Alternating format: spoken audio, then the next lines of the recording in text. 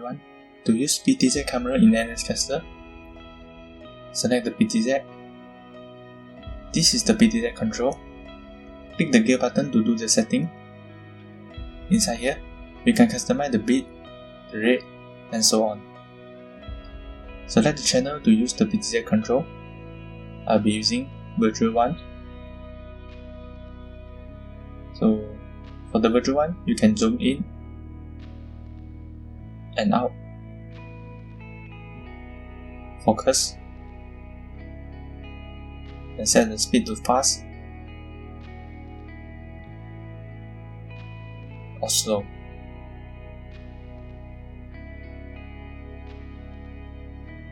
Besides that, you can also move the camera around like this.